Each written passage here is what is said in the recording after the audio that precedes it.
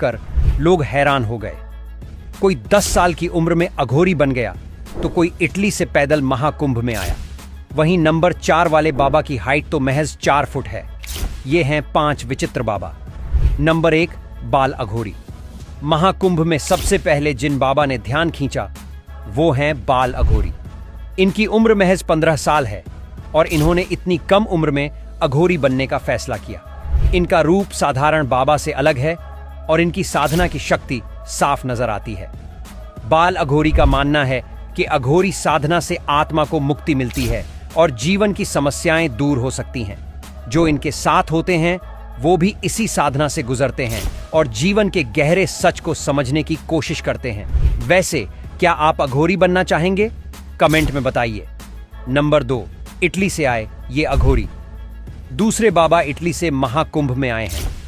ये पश्चिमी देशों से भारत की संस्कृति को अपनाकर अघोरी साधना में लगे हुए हैं। इनकी खास बात यह है कि ये भारतीय संस्कृति और साधना को दुनिया भर में फैलाने का काम कर रहे हैं।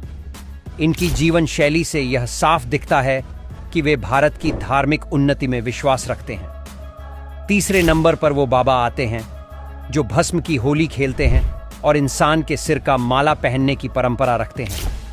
इनका जीवन पूरी तरह से अघोरी साधना में समर्पित है। इनका मानना है कि भस्म शरीर के बुरे प्रभावों को खत्म कर देती है और सिर का माला पहनने से आत्मा की शुद्धि होती है।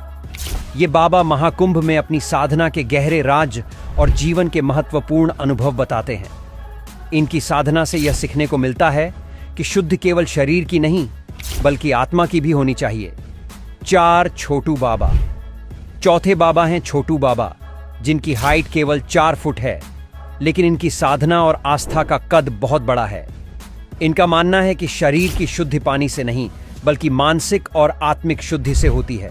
इन्होंने 32 साल से स्नान नहीं किया है और उनका जीवन यह दर्शाता है कि आस्था और साधना से हम आत्मिक उन्नति पा सकते हैं, चाहे शरीर जैसा भी हो।